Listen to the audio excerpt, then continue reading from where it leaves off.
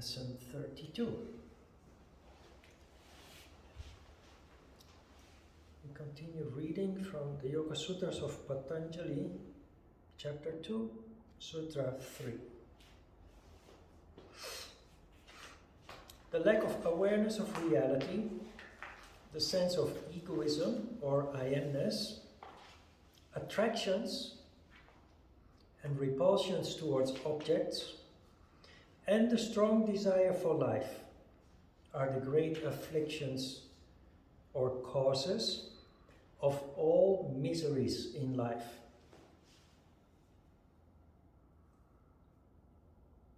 Patanjali here reduces all misery in life to 5 possible causes. The lack of awareness of reality is ignorance.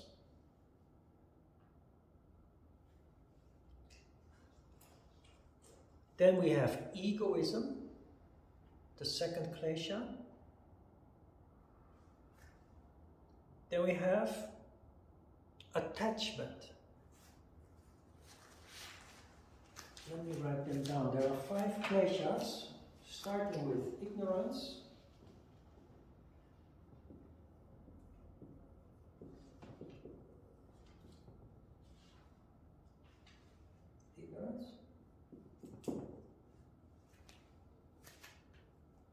Ego or egoism, attachment,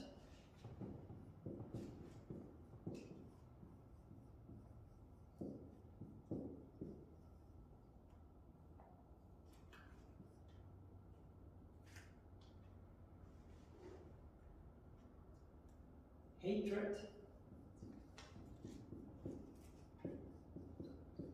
or anger,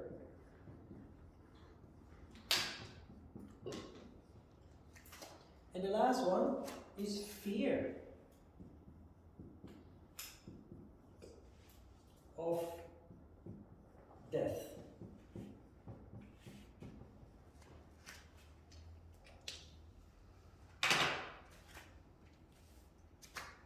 All our suffering, one way or the other, can be traced back to these 5 kleshas.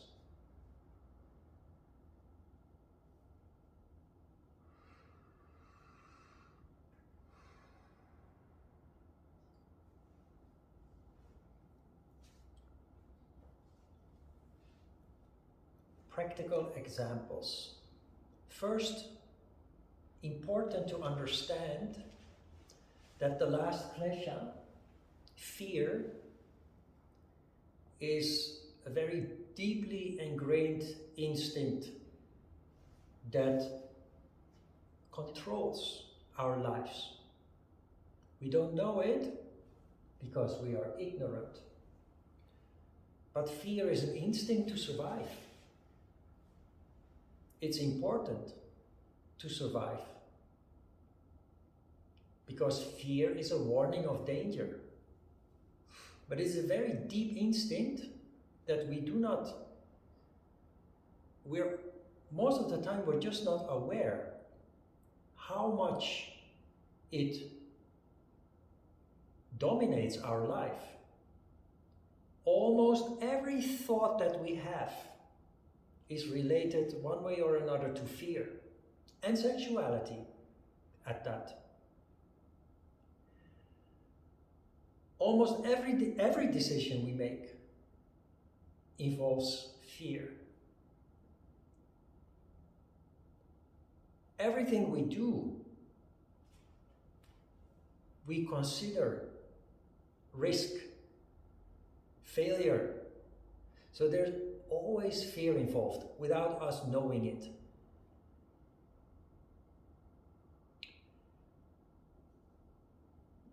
The kleshas start with ignorance, but they end with fear.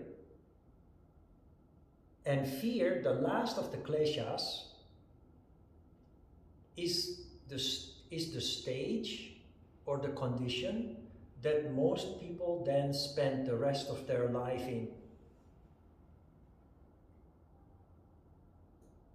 That is why we stay stuck in a job that we don't like.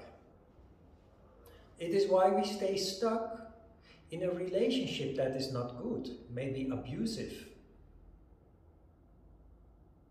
It is why we stay stuck. Just stuck. A human being inherently, instinctively wants to be in a comfort zone, in a safety bubble. So we create a certain sense of stability with a job, with a relationship, with the circumstances that we create. And once we have established that, we don't move anymore because we are afraid of what we lose. Attachment.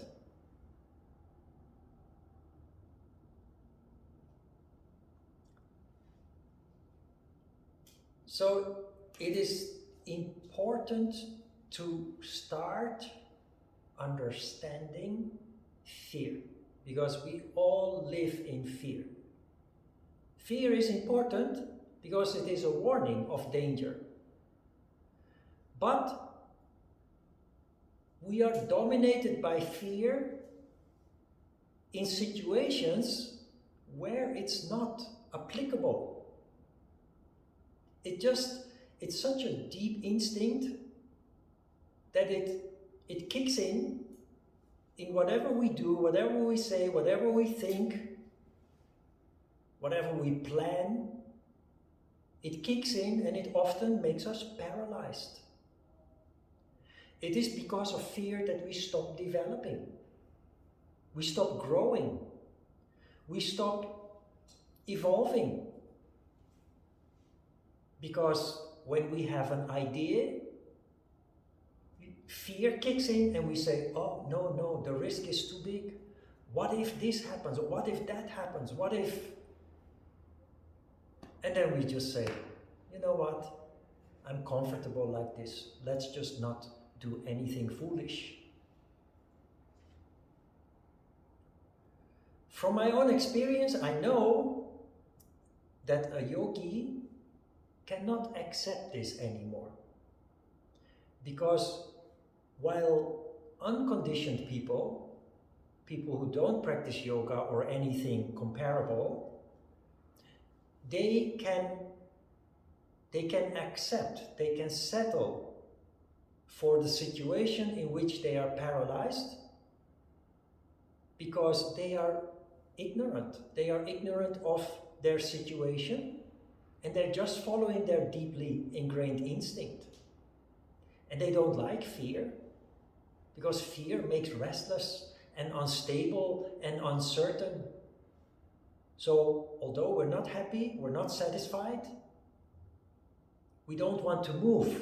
We don't want to shake things up. We don't want to change because it's scary. And when something is scary, we feel restless, unstable, insecure, uncertain. We don't like that, so we stay put. We stay frozen in our safety bubble. If you look around, that is the condition of the majority of the people. Your friends, your family, you will recognize that they are in this condition, including ourselves, of course, but we are working on changing that by trying to understand how this works. When we are young, still in school, full of dreams, children, teenagers, they have energy in the crown chakra. They're full of hope, crown chakra. They're full of dreams, crown chakra. They don't have many worries, fears and doubts. They live by the day. They don't think about 20 years later. They live by the day. But that changes when we graduate. As long as we're in school, we are fearless, full of hope, maybe foolish a little bit too. But we are alive. We are a big ball of energy that is vibrating, vital energy, until we graduate. Because what happens when you graduate is the whole world is pushing you to start behaving like an adult, which means get a job, buy a house, start a family, and start preparing for your future, even for your retirement 40, 50 years later. Our society is built on fear. When I had my plans to go to Korea when I was in my 20s, people thought I was foolish. Get a job, buy a house, have a family. But I also met people. I was driving taxi Friday, Saturday night to earn extra money. And you meet very many interesting people in Amsterdam. Foreigners, travelers, business people. And with some people you get into a conversation. And you talk about your dreams and your plans. I want to go to Korea. I have an obsession for a Korean martial art called Hapkido, and then people who have it all, they have a good career, they travel around the world, all expenses paid by the company they work for, they make a really big salary on a yearly basis, and they listen to me and they say, wow, I envy you. I wish I could be as free as you are, following your dreams. Then I would always think, you have no idea. I envy you. You have this wonderful job, earn hundreds of thousands of dollars a year. You travel from one wonderful place to another wonderful place, paid by your company, paid by your boss. But look at you, you feel like a prisoner to such an extent that you actually envy me, who has nothing but a dream. You understand this? It's scary. Life of a yogi is scary. Because you follow your heart, you overrule fear, which is where you otherwise are stuck. You play with your fear, you challenge your fear, you rationalize, most important of all. You rationalize your fear, and you do not allow yourself to freeze, to be paralyzed by your fear. So you get out of your comfort zone, something that you couldn't do before, something that other people are incapable of doing. You get out of your comfort zone, you expose yourself, you take risk, but you get somewhere. Even if you fail. Failure is a very important part of your growth process, because every time you fail, you learn a very valuable lesson. And when you realize that, you're not afraid anymore of failure. Because failure is not the end of the world. On the contrary, it's the start of a new adventure. It's the start of a new development.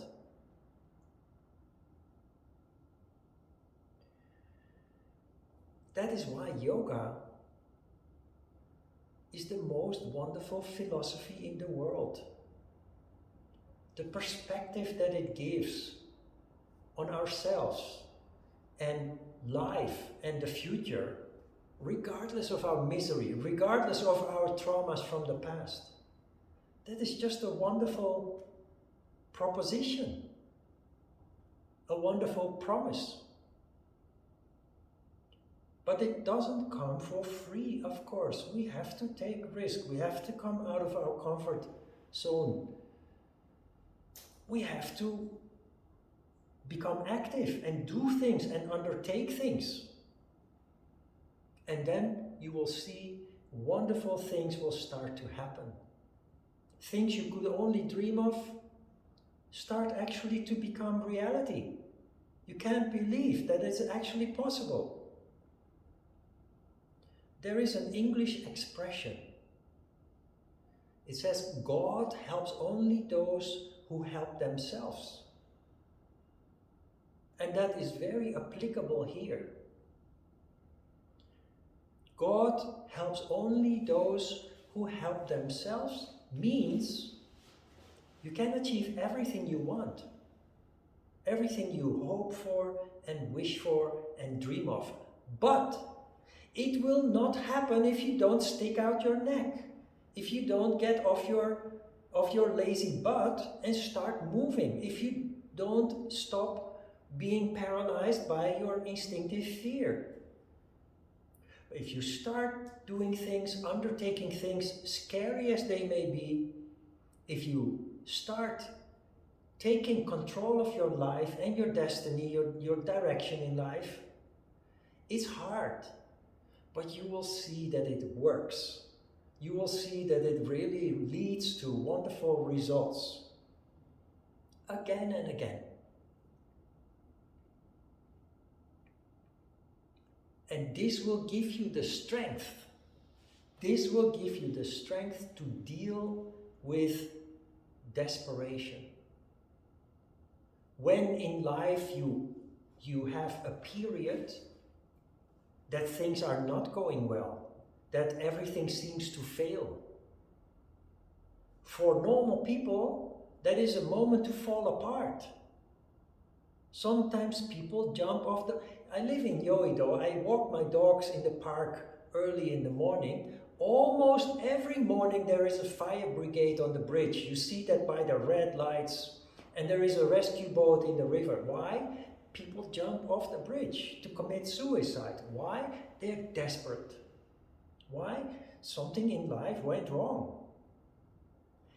We know and understand that things go wrong to teach ourselves something, and that if you can handle the discomfort, if you can handle the despair, sooner or later something good is going to happen. All you need to do is take care of yourself. Eat good food, continue to exercise, take care of yourself and your loved ones, and be patient. If you don't understand this, your desperation will kill you, sometimes literally. If you understand it, you feel the desperation, it does make you unstable, uncomfortable, uncertain, but you know, just hang in there, everything will be fine. And that is what allows you to be patient. Patience is also a quality of the crown chakra. It explains why so many people are not patient. It's why so many people don't see a way out of their misery when they're very desperate and think that committing suicide is the only way to solve the problem. You understand this?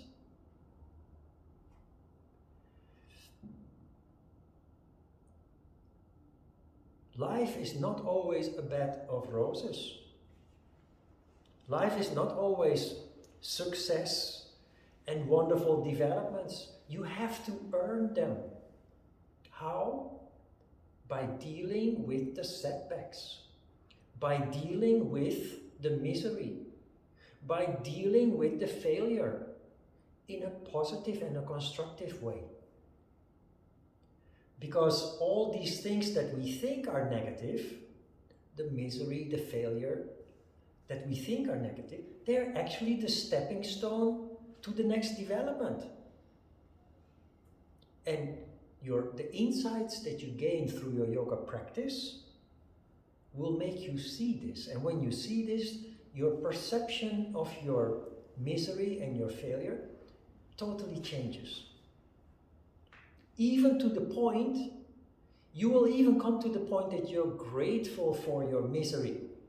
Because you understand that it is the misery that allows you to grow, to develop.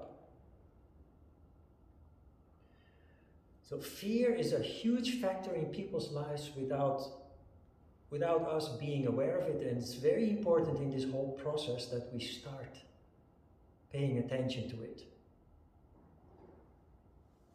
There is an anecdote in the story about army sergeant. It is a very particular sergeant, it's a bully sergeant. Now why is that example here? There are movies about bully sergeants. The story is always very similar.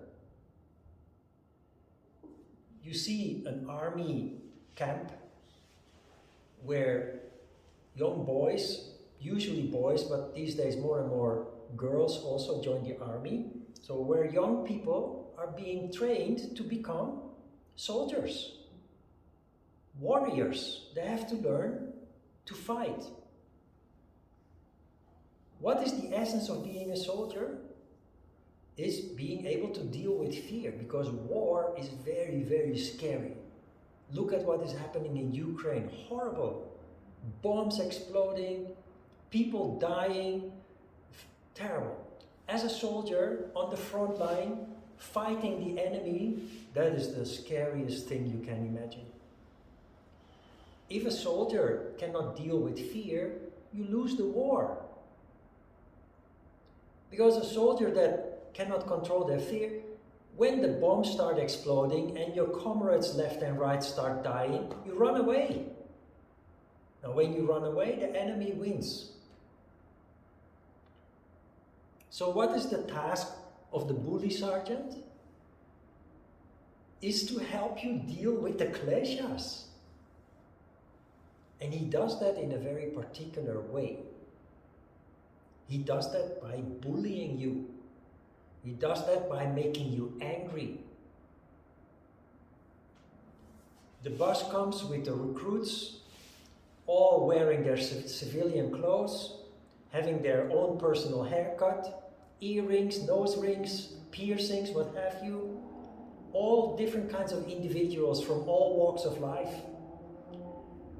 Fresh recruits, new recruits. And they all have a big mouth and they all have an attitude and they all think they are fantastic and amazing. But the bully sergeant knows better. So the first thing that they do in the army is strip you of your ego. You realize what they're doing in the army? You all have the same clothes, all the hair is cut, and there's no individuality anymore. You're not allowed to wear earrings and piercings and what have you anymore. So they first strip you, deal with your ego.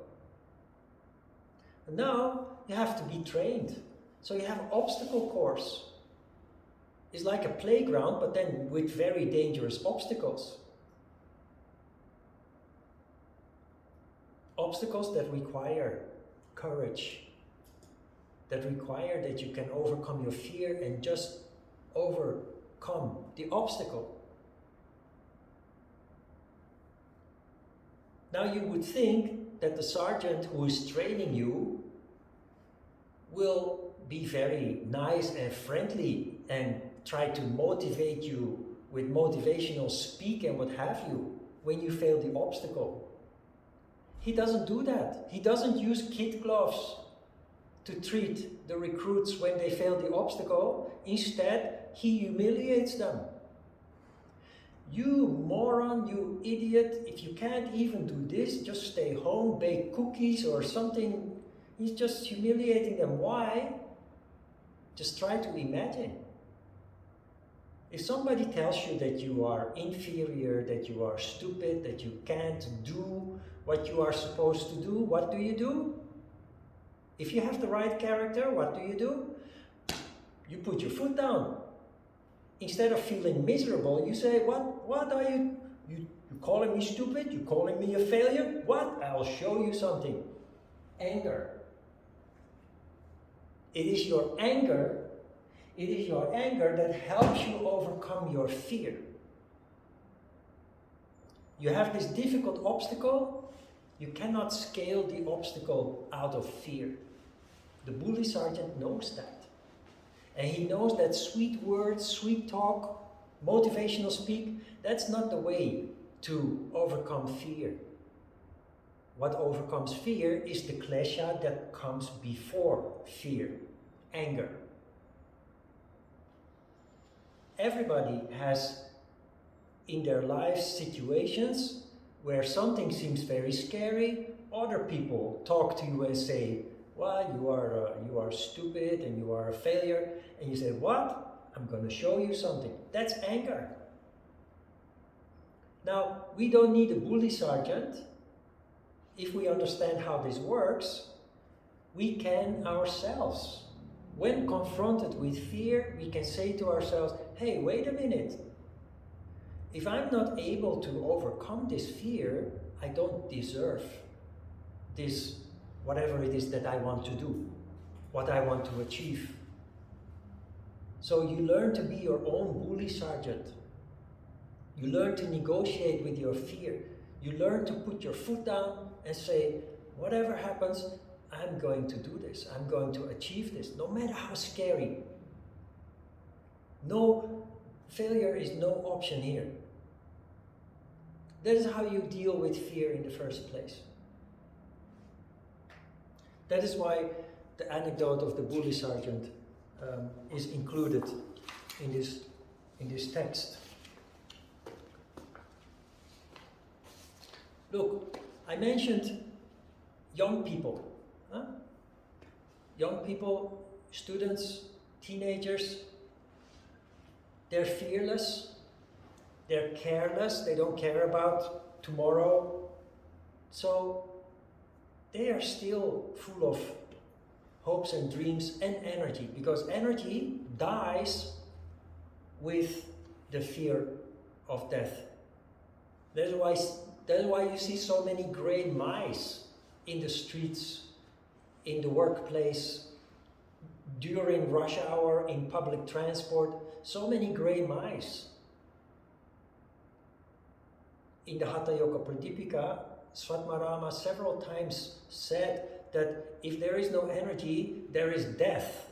And I explained to you that is not the physical death, but it is the spiritual death. And that condition most people are in, if you look at it, if you understand what this is about.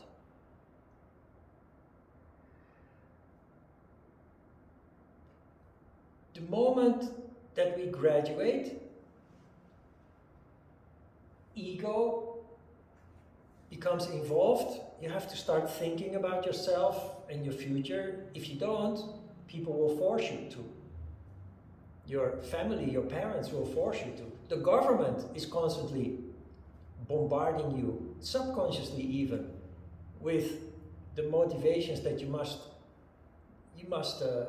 open a bank account, you must have insurances, you must take care of yourself, etc.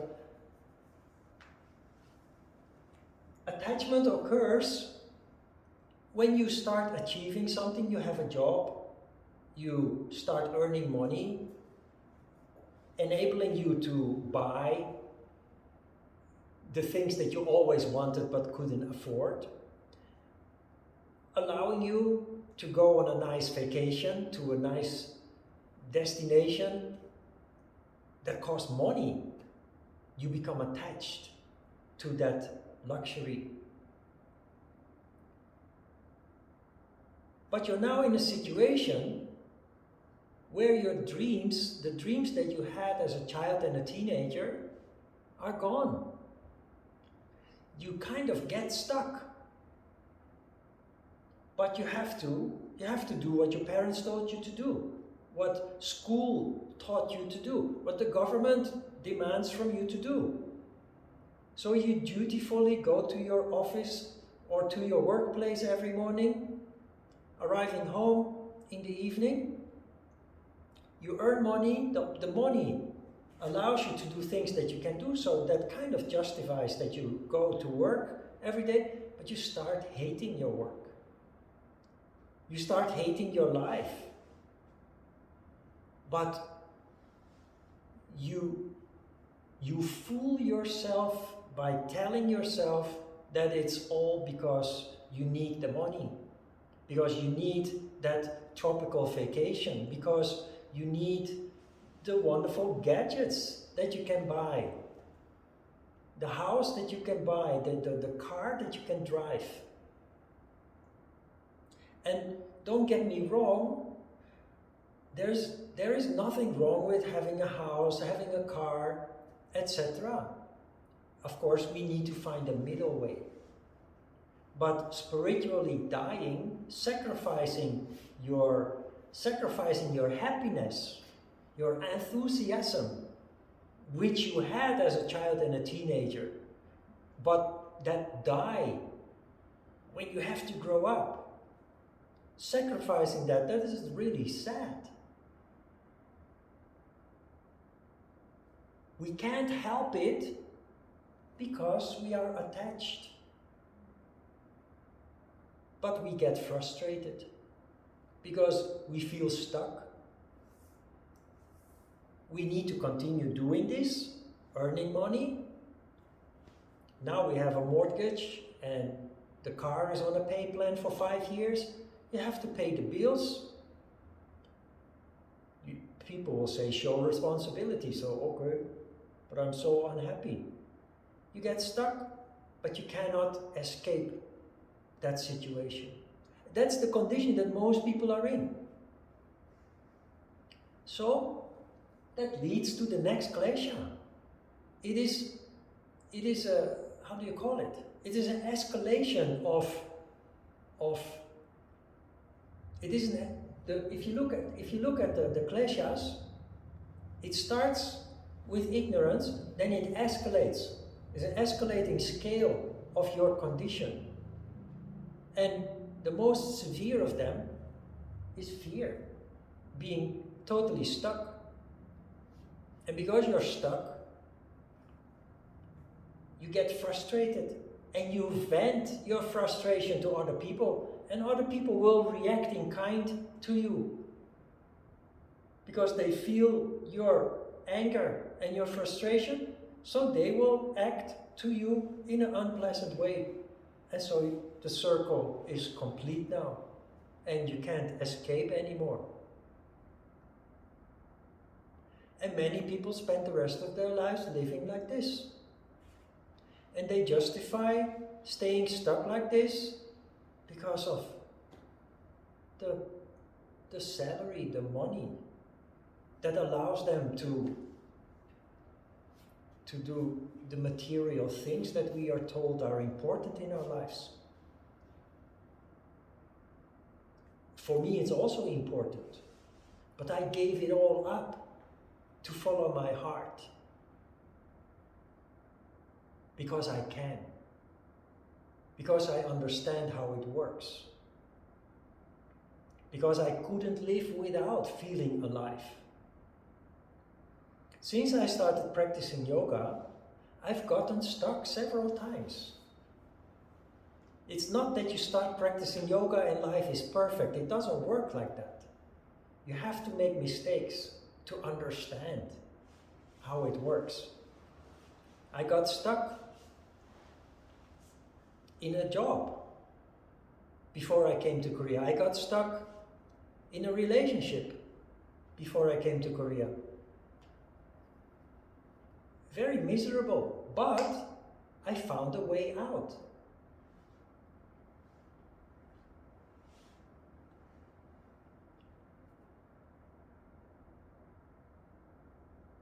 Normal people will stay stuck in that situation thinking that that's part of life because they can't overcome their fear. But because of their fear, the last stage basically where they are stuck, where we are stuck, we are full of anger.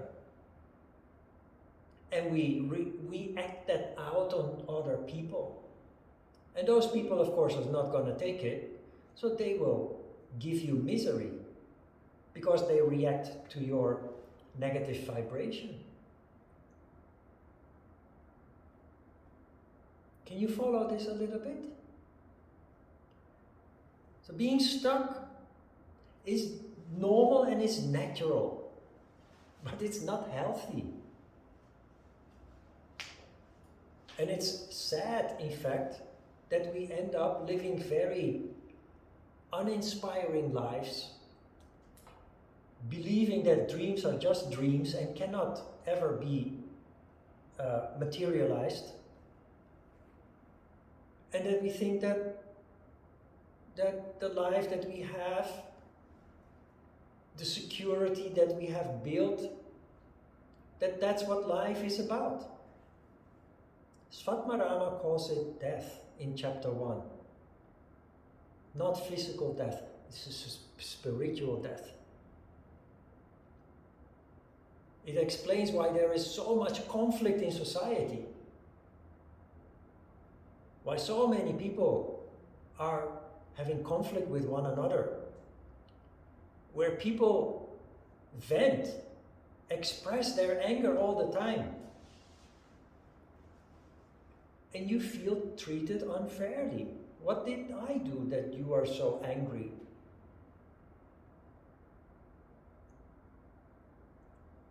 For us, once we understand this, and we appreciate feeling good, yoga makes you feel good, but every time you get stuck, you die inside. I felt that I died each time that I got stuck. And because I have experienced living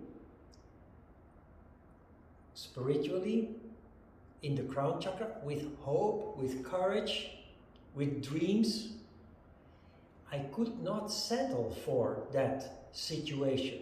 Even though I earned money and could afford to live in a house, I could not settle for it because I wanted that good feeling back again. And that is why I systematically finished all my preparations. I packed my suitcase, I bought a ticket, and I came to Korea. I just jumped into the deep. I just jumped into deep water and I learned to swim along the way. Scary. Very scary. But it is one big adventure.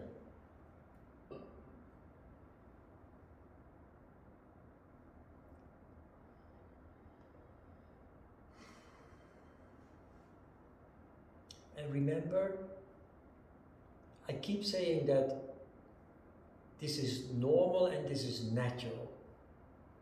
That you are stuck, that you are angry, frustrated,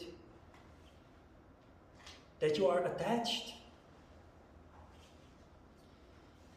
that your ego is controlling you and dominating you, because the root cause of it all is ignorance, not knowing, not understanding ourselves, our situation, and the escalation of symptoms that occurs if we don't step in and take control.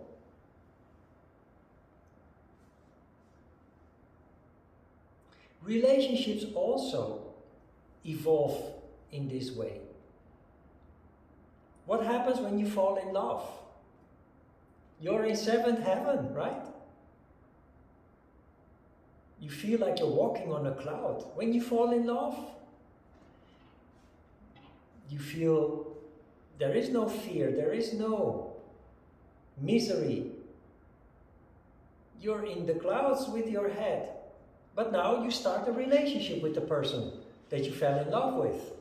What happens? Ego kicks in. You become self-conscious in relation to your partner. And you don't like it when somebody else looks at your partner. And you don't like it when your partner is meeting other people. And you think, who is my partner meeting and what are they doing? Why is my partner not with me? Attachment occurs. So, you probably all have experienced, maybe Sojin not yet, but all have experienced falling in love, being in a relationship, and your energy, your enthusiasm, including your love, crashing. Why? Because you end up in this last stage. It starts wonderful. You can conquer the whole world when you are in love. But then you become suspicious. What is suspicion? Suspicion is fear. What is my partner doing? Who is my partner talking with? Why is my partner late for dinner?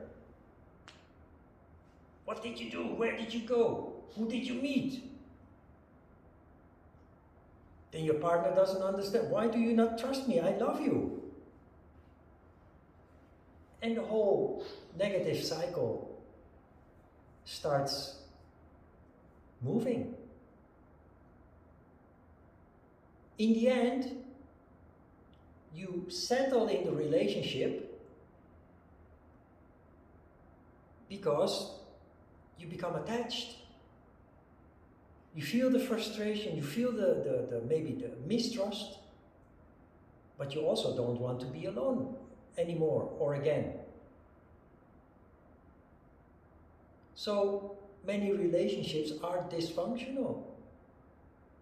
There is no love anymore, there is no inspiration anymore. But a good relationship is spiritual by definition. Because a good relationship, you stimulate each other, and that stimulation leads to energy rising to the crown chakra. Instead, out of ignorance, we do the opposite. You know, the thing is, when we are suspicious of our partner, it's not because our partner did something wrong. So the answer again lies within ourselves. Of course, sometimes you have a partner who does something wrong. Well, then maybe you're in the wrong relationship. But most of the times, the suspicion, the fear, it's in me, not in my partner. My partner didn't do anything wrong. They have a life too, you know. But because of my fear, my partner will compromise, will not meet friends anymore. And I, of course, cannot meet friends anymore either to compromise with my partner. So what are you doing? You're killing your spirit, you're killing your enthusiasm, your inspiration, basically your life. But it's comfortable because you have a house, you can prepare nice meals, you can go on vacations. Many people think that's life, but something is missing there. And that is what we are talking about here. The energy, the vitality, the happiness, the joy. All of those disappear when we graduate, but also when we fall in love, which is all energy, and then that energy crashes because we just can't control ego. And then becoming attached, and then ending up with fear of losing what we have. So we get stuck, we get angry, frustrated, we can't help it.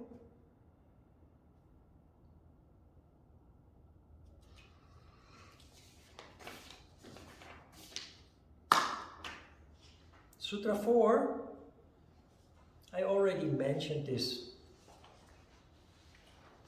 Avidya, which is ignorance, or ignorance about the reality.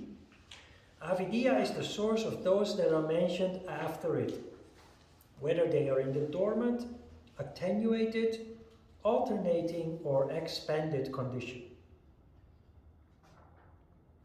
Avidya, ignorance, is the root cause of all four that come after it. That is what the sutra is saying.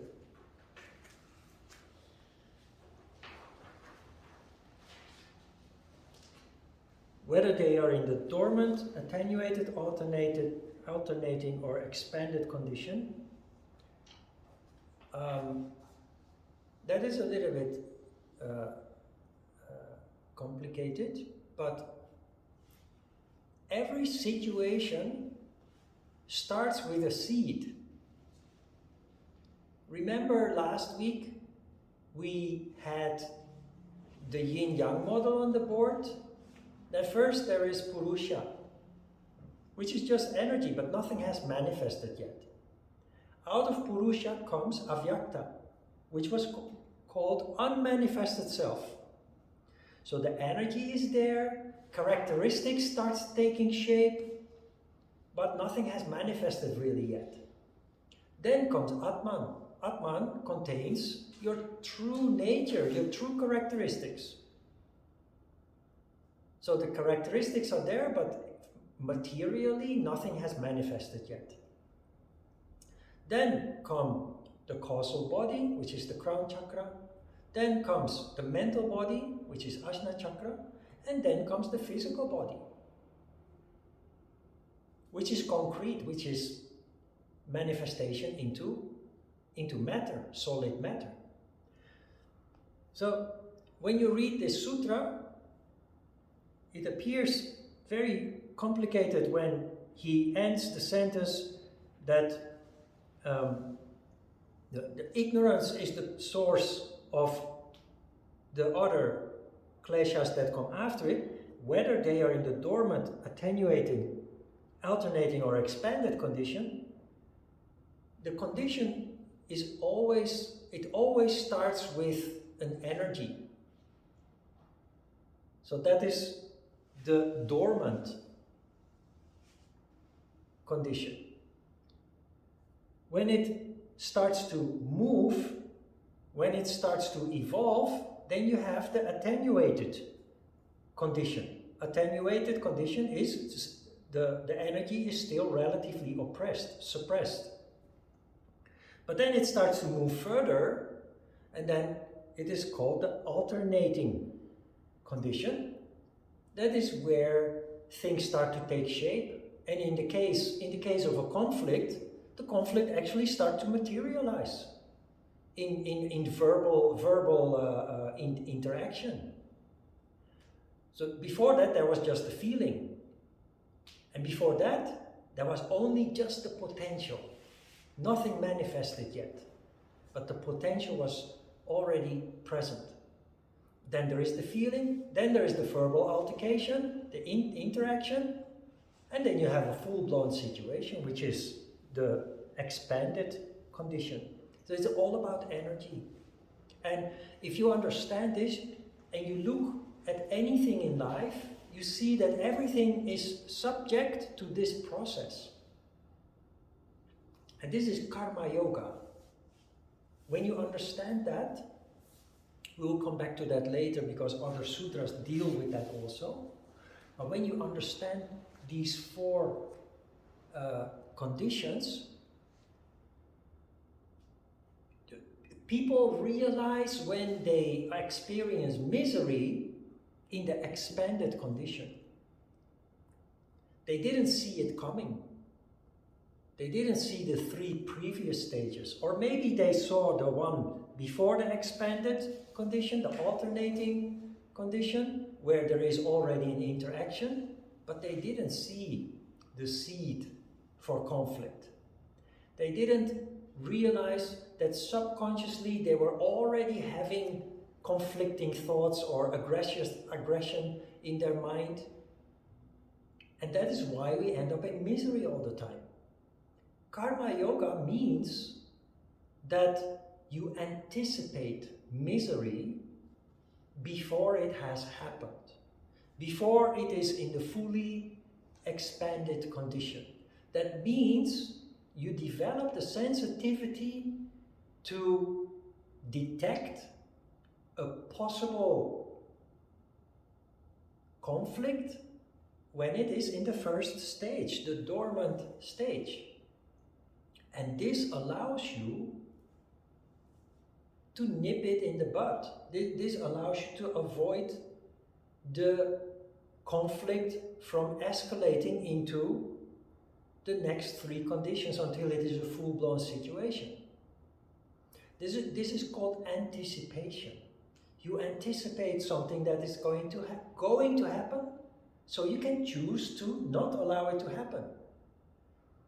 If you come to the conclusion that it is a negative event, you choose not to allow it to happen by disengaging from the situation, from the person.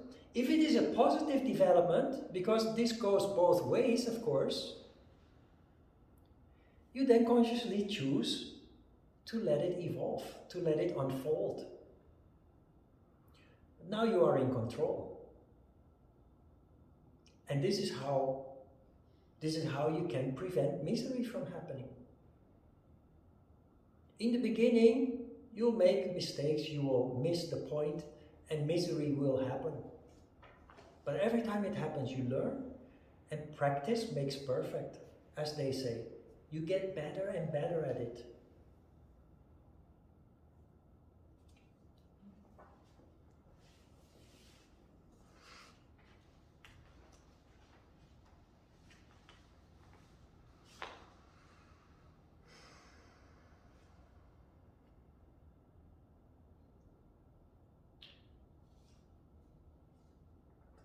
You see in the second paragraph an anecdote about Jesus Christ that is not about religion, but that is about how you can avoid a lot of suffering by understanding what is going on in other people's mind. So this is about understanding, about compassion. It is also about forgiveness. Jesus Christ hanging on the cross with nails through his hands and his feet, he looked up to the sky and he said, "Oh Father, please forgive them, because they don't know what they're doing. They're ignorant to cause all this suffering to me." So he didn't blame them actually. He showed understanding for them being so violent in killing him. Now,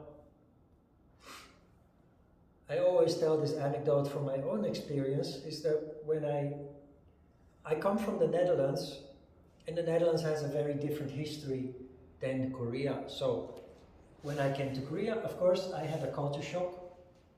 And I very clearly remember one day I took the subway, very busy, of course. Subway is very often very busy, especially during rush hour. And I saw a free seat. Somebody got up to get off the subway, and I saw a free seat, and I moved towards the seat, and suddenly I was pushed out of the way by Harmony, by a grandma who didn't care about me and wanted to sit there. Now this is what happens. You get very, very angry, very upset. How can you forgive this grandma for doing something like that? So rude. You know what happened? I felt the anger, and then I tried to put myself in the shoes of this grandma. Because of yoga, I have the ability to contemplate. So instead of seeing a rude person, violent, shoving me out of the way with an elbow, I started to see where that behavior comes from. And I realized that it was a matter of survival. Because when I came to Korea 25 years ago, there were still many people of the generation that experienced the Korean War. And the Korean War was like in Ukraine, was scorched earth. Everything was destroyed, everything. Even all the trees from the mountains they were used to warm the house and to cook. There were no trees anymore after the Second World War, after the Korean War. That's why they still have tree planting day in Korea every year. And this is what happened. There was no food anymore. There was nothing anymore. So the UN came, United Nations came with food aid. And food aid was brought to the villages by truck. Rice, cooking oil, sugar, flour, all the basic needs to survive. were in this truck. And the truck arrives in the village square, and all the villagers come to the truck. And all these, especially women, they have a family at home. And not like these days with 1 or 2 children, but with 6 or 10 children. And they had nothing to eat for months. They were starving. Many people died, many children died. So when the food truck drives into the village, everybody wants to have a bag of rice, a bag of flour, sugar, cooking oil. And there is not enough. So what do? You fight. You push people out of the way to get there, to get what you need. Because you don't want your children to die. Traumatized by the war, these people are not yogis, they are not aware of their instincts. And that same instinct that allowed them to survive the war and the famine after the war, that same instinct that allowed them to survive is still there 30 years later. And that is what I saw. And that is when I could not be angry anymore. I was fuming, I was enraged. But then I felt the essence of that person. And I understood where it came from. And I couldn't be angry anymore. On the contrary, I felt sorry that she had to endure that horrible time. This is how we can look. People do things and they sometimes hurt us. But if you cannot understand why that is happening, you are only harming yourself. You are poisoning yourself with your anger. If you can understand where it comes from, the anger goes away. It's not only better for that person, it's better for you too. Because you stop poisoning yourself with a very negative emotion, with a destructive emotion. Misery can be avoided. Patanjali will say so in one of the sutras that comes. But it requires character. It requires that you do effort. You don't do effort, you will just react like all other people do, without a second thought, just instinctively. And you end up in a load of misery again.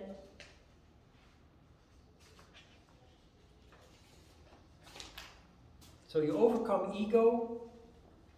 You look at what is really going on, the essence of what is going on, and everything is rationalized beyond emotion. Sutra 5. Avidya is taking the non-eternal for the eternal, the impure for the pure, evil for good, and non-Atman for Atman, respectively. Taking the non-eternal for eternal. There are so many examples of this. There are some cute examples. As a child, the way you look at the world is very innocent and ignorant, of course. You don't know yet about death, and you look at in a very static way at your siblings, if you have siblings, at your parents, and at your grandparents, and your uncles and your aunts.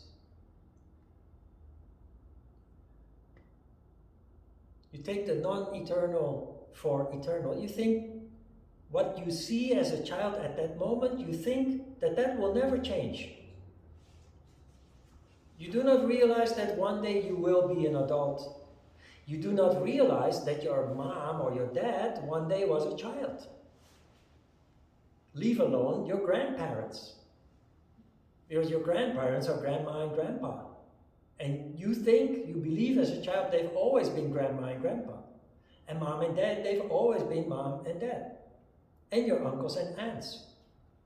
Until one day there is a celebration, the family gathers with all the nephews and nieces and uncles and aunts. And an uncle calls your mom by their name. And you say to your uncle, "Hey uncle, that is not her, that is mom. Why are you calling her Margarita? That's mom." Then your uncle says, understanding what is happening with a smile on his face, he says, "Your mom is my sister." and you get dizzy and you think, huh? Is that even possible? And then your dad says to your granddad, "Hey dad." And you scratch your head and you say, "My dad, he said dad to granddad." And you say to dad, "Hey dad, that's not dad, that's granddad." And your dad then explains, "But granddad is my father, like I am your father." That is how you start to realize that things are not eternal. And of course, the tragic day will come sooner or later that your grandparents die. A harsh reality for most innocent children growing up. But more serious is the peace and stability that we know. Grandparents in Korea probably, they know about war, about famine. But younger generations, they've never experienced a crisis. They've never experienced hunger, war. We go to the supermarket, we need something, we go to the supermarket all year round, regardless of when is harvest time or even when the harvest fails. We will import foods from other countries and other continents. And we take it for granted. We take for granted that there's always 3 meals a day on the table. We take for granted that there is water coming out of the faucet in the kitchen and in the bathroom. Warm water even. But it hasn't always been like that. And it's only possible because there is stability in society. Because there is stability, there are organizations that take care of the water, of the electricity. We don't realize that one day it can all be gone. Like in Ukraine, people have no water, leave alone hot water. They have no electricity. Often they have no food. They lived in peace and suddenly it's all gone. That can happen anywhere and everywhere. That is taking the non-eternal for eternal. Taking things for granted. Not appreciating the value of all that.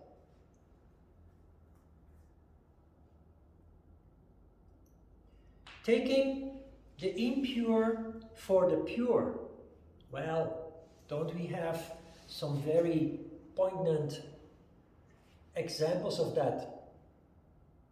We have all witnessed in the past 5-6 years the terrible political struggles that have taken place, especially in the United States.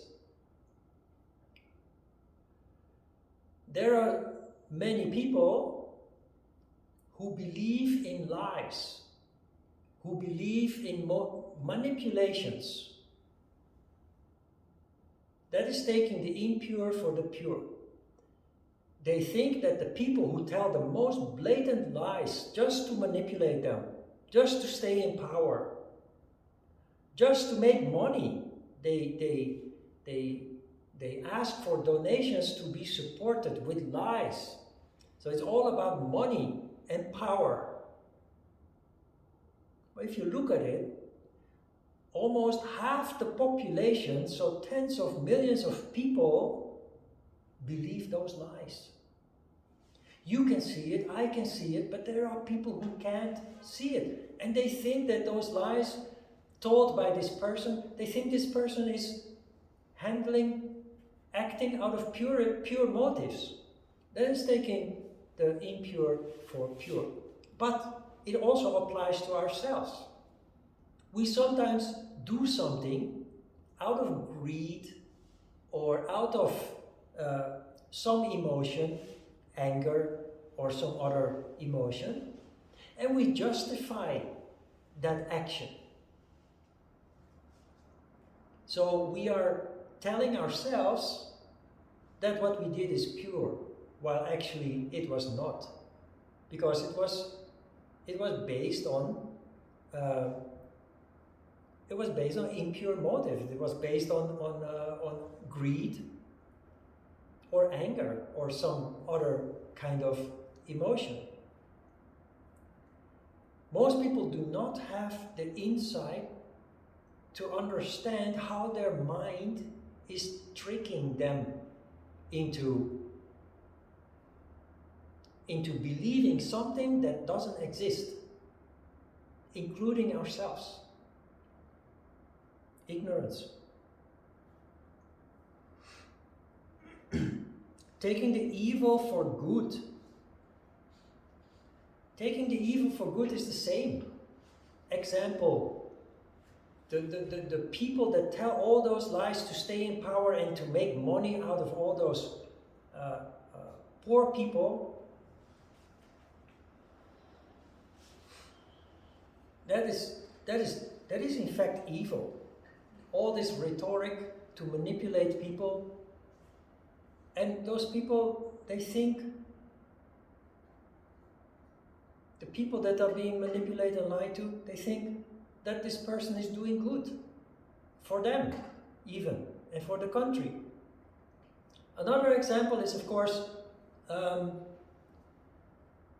well, we have a very recent example. I used to talk about people from the past for this example, but Mr. Putin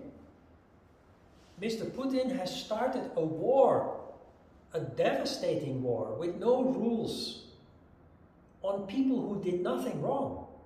Ukraine did nothing wrong. But there are many people who support Putin, still, who justify what he did on TV. That is taking evil for good. What he is doing is evil, clear, no doubt about it. But there are people who support that and think that that is good. That's not only ignorance, that's also ego. Restore the motherland. Restore the glory of our great people.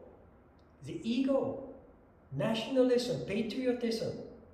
And the people at the top, they know how to manipulate people on their emotions, on their ego, to get their support. That is the tragedy. Taking evil for good. We have almost all dictators have the same kind of situation like Putin. When Hitler started into politics, he was a very skillful manipulator of people's emotions. You can look up on YouTube the speeches that he gave, very impassioned, very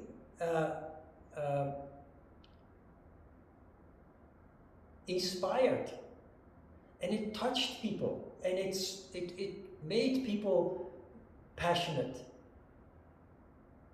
And of course we know how that ended. Putin is of the same category. Trump is also of that category, except the democratic institutions that are in place there have not allowed him to escalate. He's still trying, but if you follow the news, you now realize people are getting really sick and tired of the games that he plays. They've seen it all, they maybe fell for it, believed in it, but many people just don't anymore. They just want to move on. And he can't. And the last one is taking non-Atman for Atman. Non-Atman is how we are conditioned to function, how we are conditioned to the lens through which we see the world and judge what we are looking at. That is non-Atman. That is conditioned. And has nothing to do with Atman. Atman is pure and is your true self. So, when you are stuck in a job or in a relationship, you can say, well, that is Atman. It is meant to be. It's my destiny.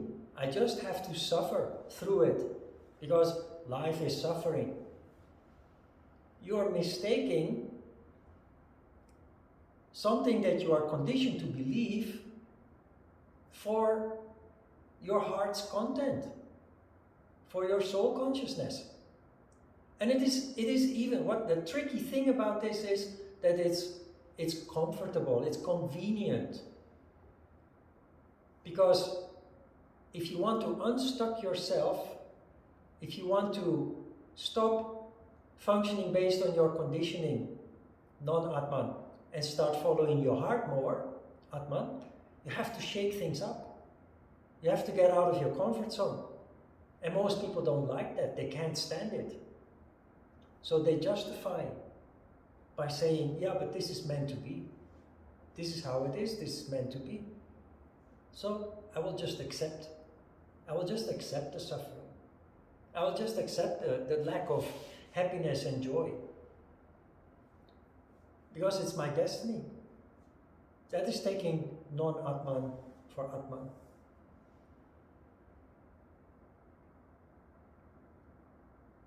Questions?